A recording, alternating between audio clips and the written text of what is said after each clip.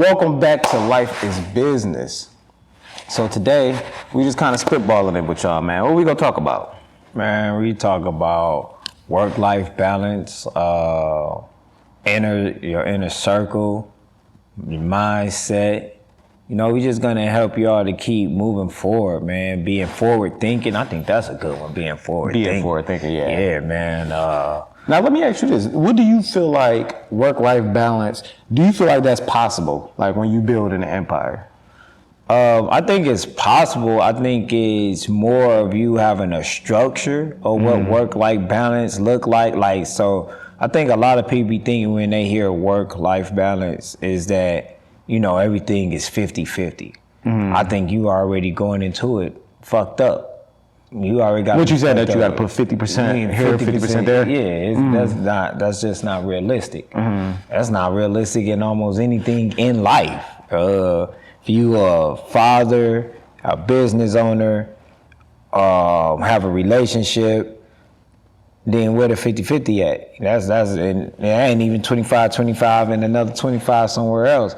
So I think you need to really have structure when it comes to work-life balance. What do that mean to you? You know, for the most part, where your piece gonna be at with this? Like, because if you giving everything and everybody you have to understand the thing that's gonna push all of this forward is you. Yeah. So where is your piece? Where are you gonna be where you can collect your thoughts? Where is the time you put into the side for your habits, for your needs, for your enjoyment, for your hobbies? So yeah, man, I think y'all really need to be understanding that part of this whole thing when you talking about work-life balance. Yeah, and I think work-life balance, like you said, that's more personal. That's something like that depend on you. So if, like for me, if I was to split up my time 50-50 between working and like spending time with family, that really wouldn't work for me. Like it won't work for me, right, mentally. You know what I'm saying? Yeah. But like 70-30 would be a good split for me. Who getting the 70? No, the business getting a 70. Oh, okay. So that's what I'm saying. Yeah. So if we saying 70-30, that would be like a good split for me. Or whatever, to the point to where I'm one of them people, like I can't function not having nothing going on. Yeah. Like that's just like how I always been with stuff and I always been used to being so productive with stuff. Like I can't really function like that with it. So that's why I say it's different for everybody. Whereas some people, the 50-50 could be best for them, or the 70-30 could be best for them, but the other way around. So it might be 70-30 to where they spend 70% of the time with friends, girlfriends, whatever, and then spend 30% of the time working. So that might be a good work-life balance for them. But realistically, how are you getting something done with 70-30? 70 of it is your family, 30% of it is your business. Like, and I'm speaking for the people that's really either going to be entrepreneurs or having a business.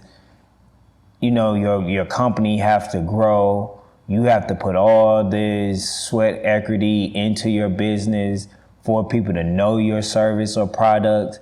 So it's like just realistically, when people be like, oh, I can give all this time to my family, and be like, and I'm only looking at it not just from where we're at in our experiences and our perspective, but because I agree with you, giving that 70% to the business. Because one, this is how everybody gonna eat. This is what providing our livelihood. This is our purpose. This is what our legacy is going to be built off of, or one of the ways our legacy will be built off of. So you have to give that type of energy, not disregarding the family or that 30%, because that 30%, you got to identify what that 30% actually looks like. But if we just look at the list of greats, whether it's in sports, business, politics, war, they gave a lot more energy into that purpose or what they was focusing on than anything else.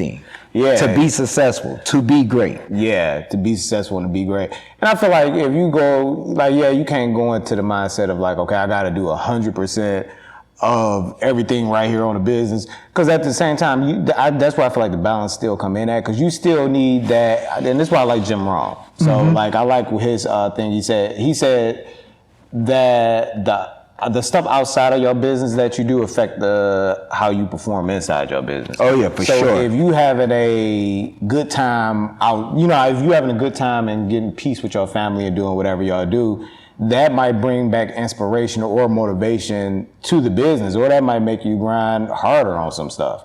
I think both is definitely needed, but at the same time, it still will depend on you and how you function best.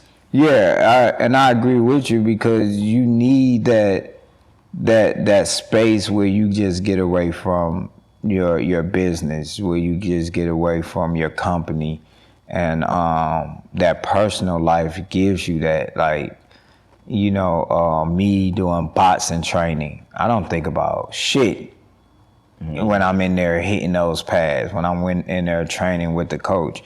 I don't think about nothing. I don't think about business or anything. But what it helps me in the other aspects of my life, where when I give that type of attention and that dedication, you can see where you grow and where you evolve. And then it also open up, like you said, different channels in you mentally, physically, emotionally, spiritually, and you need that. You're dealing with family, friends, and all of that stuff, and definitely with business, because you're going through adversity. And it's not just boxing training; it can be any other form of a hobby that you are enjoying. But for you to scale up, you have to go through something to scale up, and I think that also helps you naturally in business and in your life. And I like that old saying, where energy goes, it grows. Yeah. So like, that is a true fact. You can tell what somebody been focused on by their results. And I feel like that's like definitely a true statement, to where you see people with a lot of money, they really focused on their money. When you see people with a successful business, they really focused on their business. You know what I'm saying? And they had to do that, was putting so much time into that. So like, we always talk about that word legacy. We throw that word legacy around like that. What's leaving a legacy for you? Me leaving a legacy is just really building this empire of company or companies, starting with Complete Diamonds Athletics and Complete Image Manufacturing. Really making sure that my children and the children after them, this is part of it, they are able to experience life without having to worry about finances. Like, we've been hindered, and I'm talking about our community, our culture, we've been hindered with not going after certain dreams or opportunities that we might have because of the burden of finance. Like, if some people just think about, like, what you doing today is not what you probably wanted to do. Even if you found yourself in business or working at a job, you probably sat back like, man, all I really want to do is just go to different villages and just help them out in any capacity that I have a skill in. That's what I want for my children. Now, like, if you ever study, when you guys study the Rockefellers or you study the Rothschilds, just don't study J.D. Rockefeller, or just don't study the first generation of the Rothschilds. Study what they was able to do for their family. They are still considered the most successful families out in the whole world, but they have offsprings that just do non-profit work. Just because, I ain't got to worry about the burden of making money. So then that's a part of my legacy, is like, I want my sons and my daughter to be like, Dad, I want to do this, and I'm not looking at it to make millions or billions of dollars. I just want to do this for people. And that's part of it. And then two, to leave something better than how I came into the world. And there's no knock to my mom, because she did a great job as a parent, but you know, we came in with a lot of disadvantages. Yeah. So I want to leave the next generation something where they can build off, and I'm talking about community now. I want to leave the next generation where they can build off what I have built, connecting with schools, opening up skilled trades, building more employment within my companies, being more innovative with my companies. So like this guy from umpteen hundreds, I'm really working on sitting in that room with the J.D. Rockefellers and the Henry Fords, where once I'm gone, everything that I have built is still here through the blessings of Elohim. Yeah, and I know with me, like leaving a legacy for me, for definitely my daughter, making sure she's financially secure, but your last name holds some type of weight to it too. Man, let's talk about that. Yeah, finish your thought, but let's talk about that, because this is about to be crazy right here. And that's why I say, because like even with that, let's say for instance in my field of business, she might not be the type that want to go into that. She might not be a creative type. She might not be something like that. So I necessarily don't look at it to build something for her to run. I look at it to build something for her to have a solid foundational fund. Like even now I did her a trust fund, and I fund that very frequently. But the first step I feel like is to set up her financially. Then once you get to a certain level, okay, now you have the means to do certain stuff, but let's still really start looking at the generations after that. That's why that last name will mean something to me. Another part that I look at, even when it comes to legacy, is making sure the things that I got vested interest in, I could live some way through that too. So even like the Detroit Symphony Orchestra, like I'm a donator to them. I actually donate to them like quite frequently. But that's something that, okay, even once I pass, it's stuff in my trust that's going to go to them also. So I want even things of my interest to live on to that degree too. So, but when we get into the generations down, I think that starting with just really making sure you got that solid foundation in case your kids don't want to run that company. But like we said, making sure that last name holding weight, because they gonna want to carry, you know, your name is an asset, you know, and that can get them through life with stuff.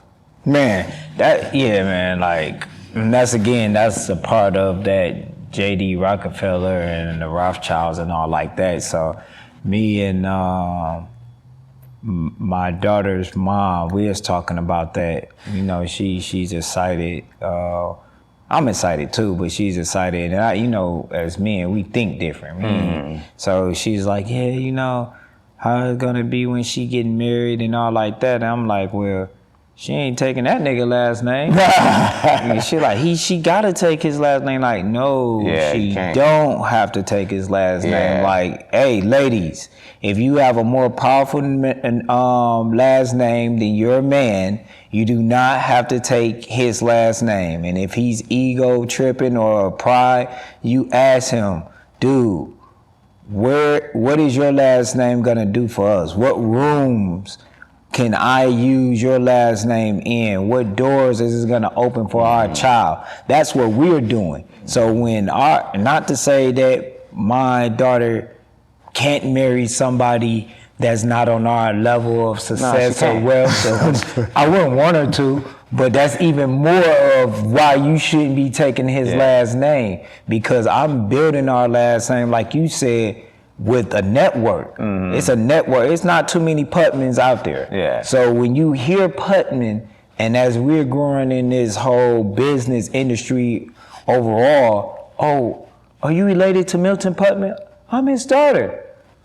That worked wonders. Yeah. Now, if she get married and marry somebody named Smith, Brown, Jones, or whatever name that might not be as common, still, is that name gonna open them doors? Because when I tell y'all that my mental is really war-minded and strategic like that, it's like that for real.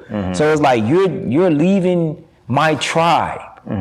One day she's gonna have to leave my tribe. That is okay. Especially if he can provide for her in the ways that she needs to be provided for. Might not be on my level, but if you can, and she's okay with that, cool. But when you leave and you be like, I'm changing my last name, understand what you're doing.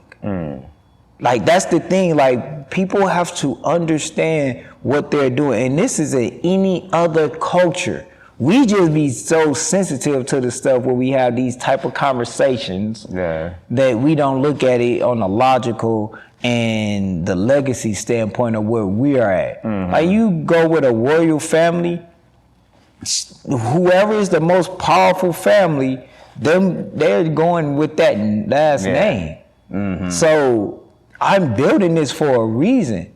So yeah, you could get married to him. That's your husband. He's the head of the household. All that pretty shit. But when it comes to this, this empire that I'm building. You better know what name to carry. And if you smart, y'all can hyphen it. I don't care if you can say Putman Alexander or Alexander Putman, whatever you want to do. Do you want your kids to go into business? Like, if you had to say, like, okay, I want them to, like, when they get older, I want them to do, like, go into business. Because I always say with my daughter, I will one or two, but I say, you know, even if she don't, I at least want you to have a business mindset. So let's say, for instance, if you did decide, because I know, like, her mother is very big on, like, schooling or whatever. So, okay, if you do go to school to be a dentist or a doctor, okay, at least you have the mindset to open your own practice. At least you have the mindset to do other things around that, too, if that's your mindset. But, like, in your case, do you mind that or not? No, I don't want to just set it and for any of my children to just be like going in business. I just want them to have the principles that I have and still continuing to learn within business and outside of business. So I want them to be business oriented because the name of our podcast, business, life is business. So, and that is true. So when you go and walking into rooms, you're going to go buy clothes, you're going to go to a dealership, you're going to buy a house. It's things that you need to have. It's principles that you need to understand. And it's all business oriented. I don't understand why some of y'all are so against of business oriented people like ourselves.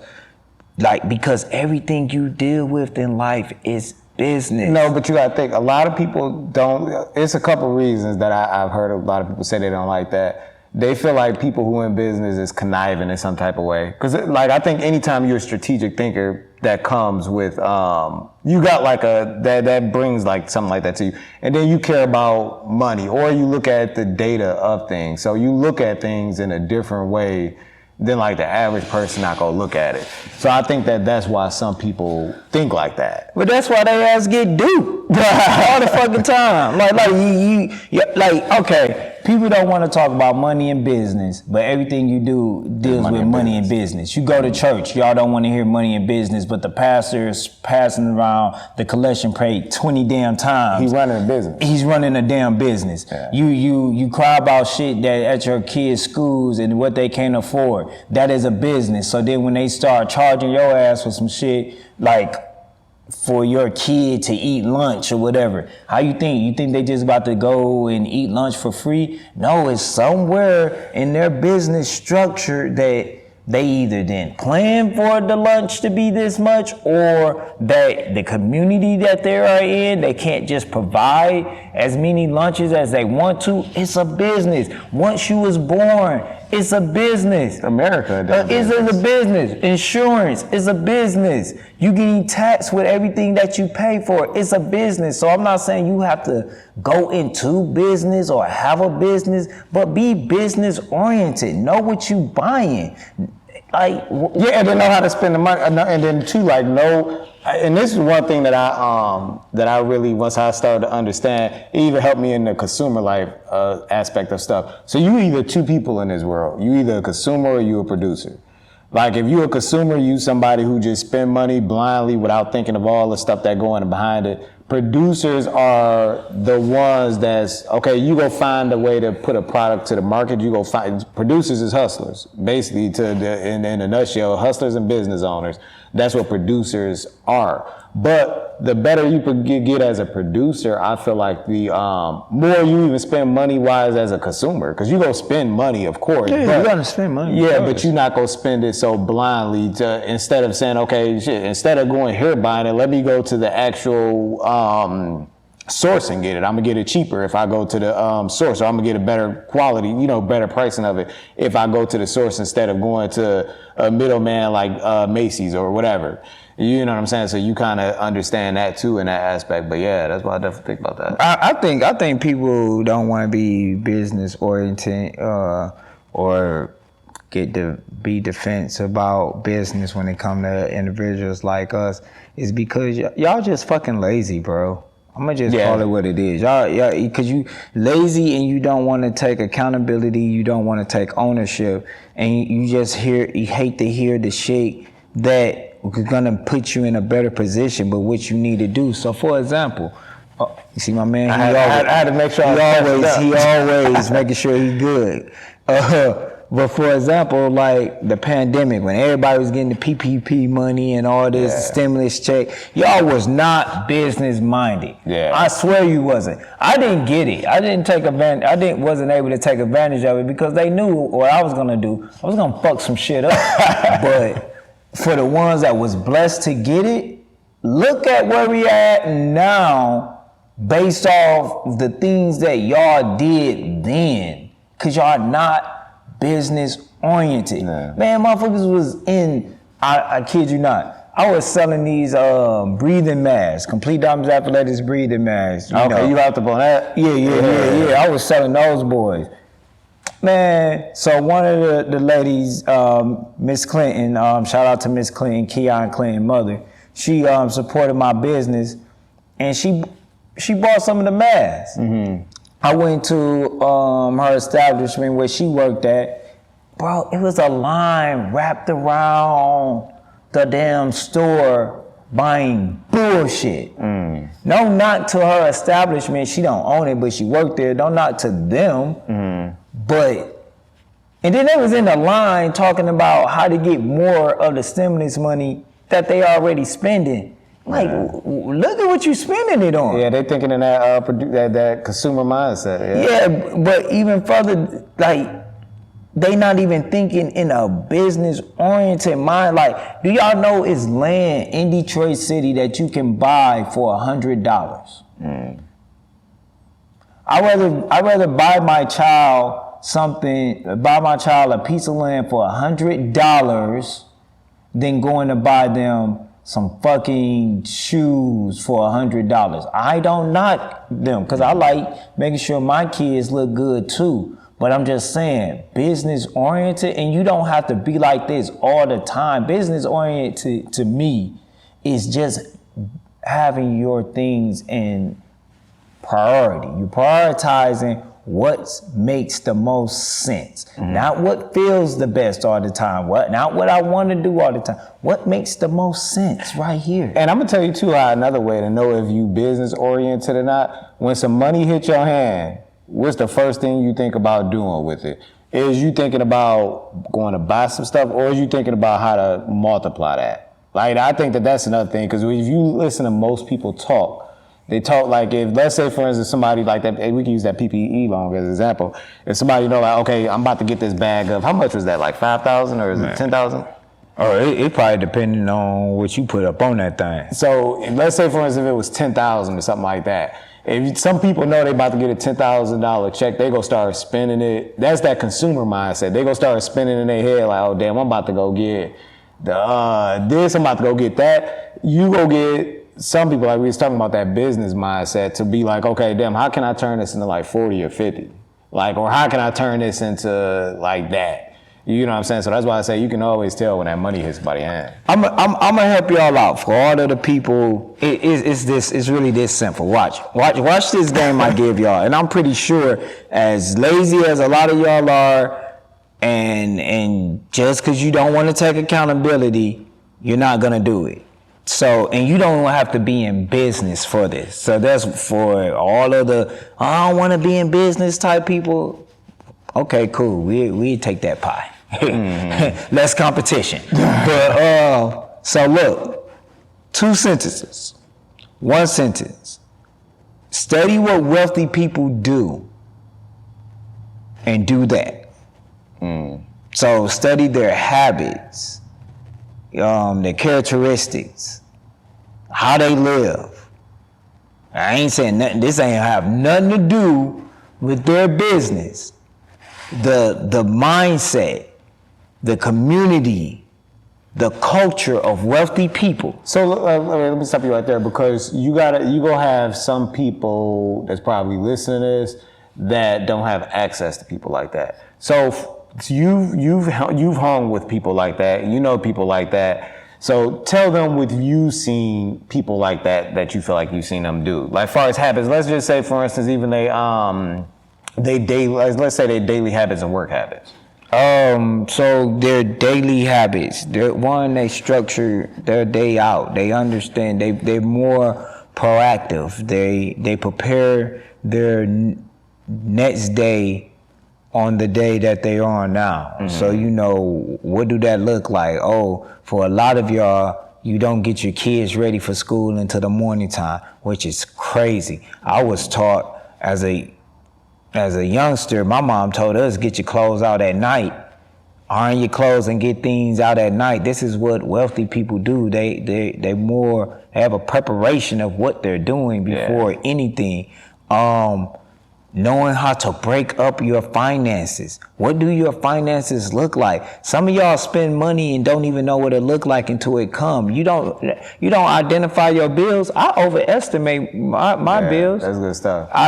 If you know your rent is $1,200 a month, okay, boom. If you know your car payment is whatever, your lights and bills is whatever, you should also know how much groceries you're gonna be spending on. Mm-hmm. It should be that at a point. How many boxes of cereal you buy. If you buy the big pack of noodles. If you're not managing that, this is what wealthy people do. They manage. Yeah. That's what they do. They manage. They manage every spot of their life, from them going to work to them and their kids after school projects. Mm-hmm. They manage. Mm-hmm. That's what wealthy people do. And a lot of them not in business. So when we talking about wealthy people, we're talking about a mindset. We're talking about people that move a certain way.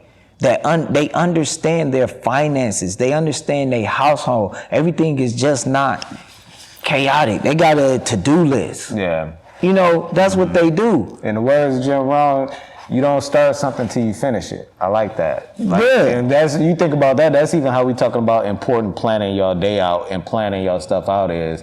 Because you think about it, man, if you just doing that puts you ahead of 80% of people. Yes. If you somebody that know how to plan well. But we was talking too, and we'll get on that, execution. Some people plan and don't execute, whatever. And then we got the execution part. Now, from you being in the fitness industry, and I got the pleasure of training with you every Saturday, and I've got the pleasure of seeing you train others doing work, for you within that or whatever. How, what does that do to you mentally? Because I feel like that does something to make you execute, to make you more aggressive with the execution. Mm. Can you explain even the benefits of implementing that into your life to become a better executionist? So with personal training, you set out a goal, right? Mm. You set this, whatever it is. You want to get bigger, you want to get stronger, you want to lose fat. I look at it, almost everything I do, I look at it as a lifestyle. I don't really put a time frame. But for the people that put time frames on there, that's good too. So the thing is, what you have to understand, it's a challenge. You're going against yourself. You're going against your nature, your natural self. Your natural self got you into a certain space if it's not a condition that you inherit genetically or something that just happened to you, dealing with your health or something like that. But for most part is that you wasn't an active person, or you stopped being an active person, or whatever the case might be. So you have to first understand that it's a challenge and you're challenging yourself. So you set out your goals. That's the first thing you should do before you walk in any room. It should be a goal. So with fitness, you setting out your goal, what you want to look like. Boom, boom, boom, boom. Then you have to take the ownership of taking on this challenge with yourself. A lot of people mess up with you so results driven, and I'm not judging nobody because at some point you do want to see the results of your work. But then you have to understand that it's a process, and you got to understand before you see the results physically, this is when you need to be in tune with yourself. You will start seeing results mentally, emotionally. And one thing I noticed, man, like we're doing a lot of, and this is what, like, especially when stuff working on you mentally, it works so inconspicuous. Like it works so like behind the scenes to where like it's working on you and you don't even know it's working. Man. So I can imagine, just like we was talking about the boxing, because you're taking up boxing now. And how long did that take for it to become autonomous to you, to where it's just automatic? Oh man, it took a while. But like with me, so I'm a different animal. I press myself to get shit. So, but how long do you think, okay, and you different because you work out with it like that, but like the average person, how long do you think that would have probably taken the average person before that became like that? I think, I don't think it's a timetable, so to speak. I think it's more of when you actually getting into it and you getting, again, you get into your inner self, you getting into that childlike self. So that's where a lot of misplacement happens, where we as adults, we don't get touched in with our childlike. So remember when you was a kid, you didn't really think about the results. You was just like, you was happy that you just learned something much more than you did. You know, it's like, oh, I learned this. And it fed you where you wanted to keep learning it. So I got a client, and she have her goals, right? And she looked for her results. But I started her out on a certain level. I started out on like the most basic level. Oh, wow. And build her from there. And then every so often I remind her, because she like, oh, you got me doing more. I'm like, but do you remember when you couldn't even do this? So that feeds the person, like, because you forget about the goal, because the goal is gonna come. Because now you getting fed in a whole different way. You getting fed mentally, emotionally, spiritually. So the physical aspect is gonna come. That's the problem. We look at the physical first and look at everything secondary. That's why they say everything starts with how you think. That is so true. Like, you're not gonna be a billionaire if you're focusing on the physical of what the billionaire do, or the life of a billionaire. Your mental got to get stronger to be a billionaire. And to piggyback off of this kind of got something to do with it, kind of don't. I was been studying psychology today. It takes 90 days, and this if you're doing it every day. It takes 90 days for a habit to start to change. And that's if you're doing it every day. So just think about the thinking habits that you're not aware of that you're doing. You know what I'm saying? Like, that could take even much longer to change. But while we were just talking about that, it's pretty much just to change that mindset. It takes time. And that's if you are really actively working on it for you to start to see some stuff in it. But definitely with the fitness, like you said, it's mental and then it goes into physical. Now, do you think that you can, I'm not going to say that, but do you feel like the better that you get in the fitness realm of working out and getting your stuff right, do you feel like that made you better in business? Oh, yeah, yep, it do. It's a thing about, they say it's a thing about like athletes, when it comes to business with us, because one, we look at it being competitive, but then two, we have already been through something that we had to overcome, and deny ourselves to accomplish that goal. So if you played high school, you probably be like, hey, talent-wise, I'm here and they there, so I'm on a team. But then when you go to college, it's either people that's more talented than you or just as talented as you are. So then you gotta be figuring out what can I do to get on the floor. So that comes with work, you know, and then that's translating business. So you be in one realm, and then you just take them same tools and you go into this whole nother realm because that's your foundation, that's your basis. So then you be like, oh, for me, for example, I wasn't always in business. I didn't grow up in business. I was kind of like everybody else. I thought business, as crazy as it sound, and y'all can see how naive I was at one point. I just thought business, I didn't think business was really a thing. This goes back to the mental, like when you are blocked your mental is blocked a certain way, you're not even thinking about the possibilities that's on the other side. So I didn't even think that it was a way for me to even get in business. And so, but what I did have, I had a foundation, and I had tools that once I got into business, I look at it this way. Oh, y'all already got ahead of me because you know business, you've been studying and whatever, but I've been through things already that you probably haven't been in, or if you have, you already know what this is gonna be with me and you. Where do you feel like, and I'm gonna tell you, I feel like mine is like, but where do you feel like your strength is in business? Like I feel like mine is definitely creative problem solving. Quickly being able, like creatively being able to figure out how to do something that probably my competition won't think of, or figure it out a unique way to get to my end goal, or to get it done faster, or whatever. Like, what do you feel like yours is? Mine is, I have a very high competitive nature. Two, I'm a strategic thinker. Three, I pay attention to detail. So, but what would you say your top one is? Being a strategic thinker. Being a strategic thinker? Yeah. Okay. And from being I'd probably say being a competitive. You think being a competitive? You think being a competitive would? Yeah. That being my competitive instincts. That's what drives me. Sometimes that drives me past the strategic thing, because I wasn't always.